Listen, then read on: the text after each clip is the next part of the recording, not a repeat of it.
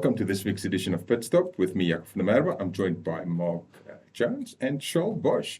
We're talking about the Toyota 4Runner this week that was got its first makeover in quite a while. And while we're not getting that, it's probably significant for South Africa because it might give us a hell of a glimpse into the new Fortuner. Mark, new Fortuner, it's a roundabout deal, isn't it?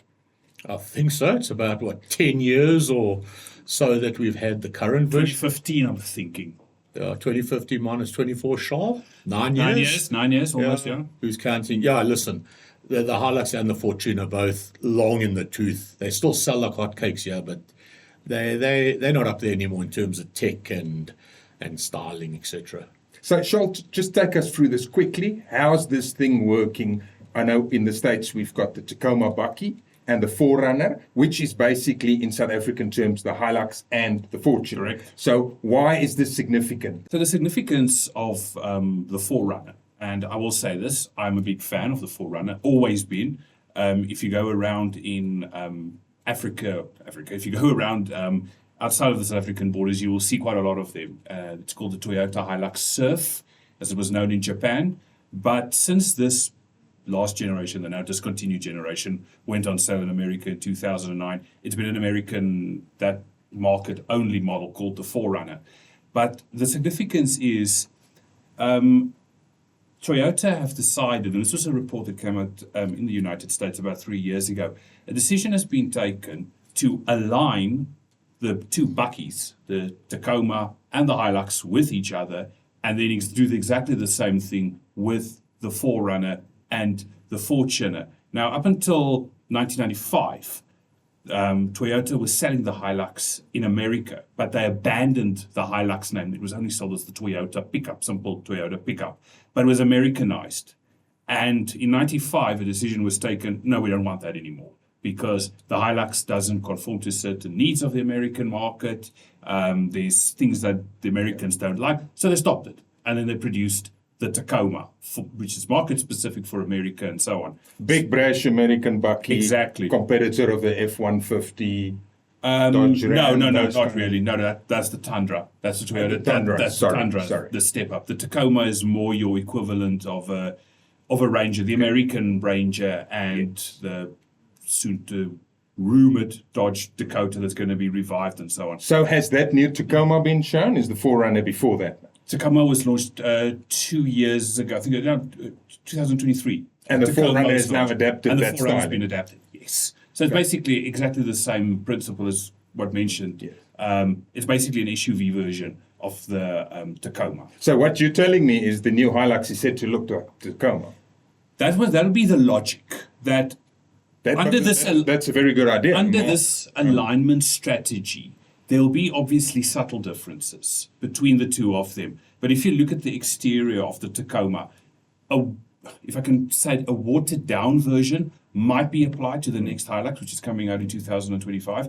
And if you look at the 4Runner, it resembles exactly the Tacoma, apart from the rear, which looks like the discontinued model. So, but you'd expect the interior to look exactly the same for Hilux and Fortuner. So under the realignment strategy, if you look at the 4Runner, in a little dumbed down, watered down, maybe changes here and there, that is what the Fortuner could potentially look like. That's interesting, Mark, because, if the Hilux is looking more like the Tacoma, it's good in their rivalry against the Ford Ranger, which has now adapted this brash, big American truck look. Correct.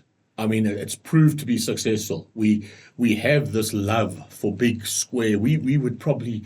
F-150s and things like that would sell like hotcakes here. We love these big, square American bakkies / pickups, trucks. And that's been Ford's whole mantra. Ford truck. Remember, Ford trucks. So it would be in Toyota's interest to have it marry into something from overseas, which resonates already with an American public, which we seem to like.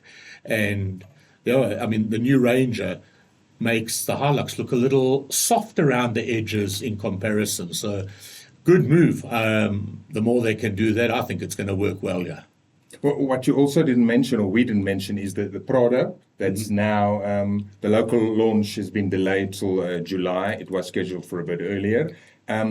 this new 4Runner also have slight resemblances Yes. to this Prado. Yes. So let me just quickly explain the structure that they have over in the US. Yeah, it's You not called the Prado over No, there. it's just called the Toyota Land Cruiser. So basically, the top Land Cruiser there is, like we would have the LC300 Yeah. in South Africa. It's They not have sold. that. No, that it's not sold in America because it's branded as the Lexus Lexus LX. So the structure in America is you have, and I'm not talking about bucky-based SUVs, so forget the Toyota RAV, forget anything. You have the 4Runner, then you have the Land Cruiser, the Prado, as we're going to be calling it. And then right at the top, you get the Toyota Sequoia, which is not sold in South Africa. Never mind that it's not available with right-hand drive. If that were to be sold in America, it will be in direct conflict with the Land Cruiser 300. So that's why you only get the Land Cruiser 300 as a Lexus in America, the Lexus LX, and then the Prado is sold as the Lexus GX, more upscale version. Over here, we've got Fortuner, and then you get Prado, and then you get Land Cruiser 300. So it's basically in that same structure.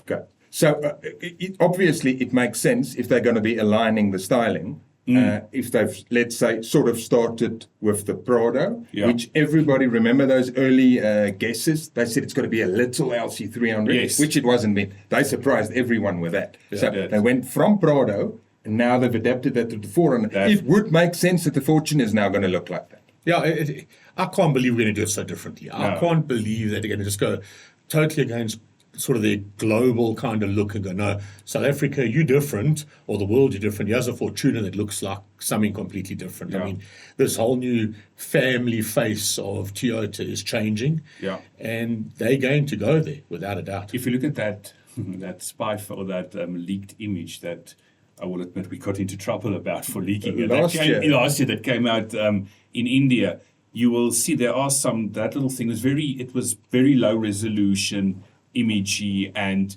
when you look at that and you compare it to the 4Runner, there looks to be a slight difference. But then again, if you look at the 4Runner from the rear, there are elements, as Jaco mentioned, of the Prado, of the new Prado, and then there are still elements of the old previous generation 4Runner integrated. But this is what this whole realignment strategy will be. There will be, as I mentioned, there will be subtle differences for the market. But in general, that whole family face, as you mentioned, will probably be carried over. And let us not forget, all the cars are going to be based on the same platform, that TNGA F platform that debuted with the Land Cruiser 300. That is now Toyota's body-on-frame, latest body-on-frame. And every single vehicle, Land Cruiser 300 is already based, Lexus, LX, Prado, GX, Tacoma, Sequoia, and the 4Runner, now the 4Runner, and eventually the Fortuner and the Hilux will all be based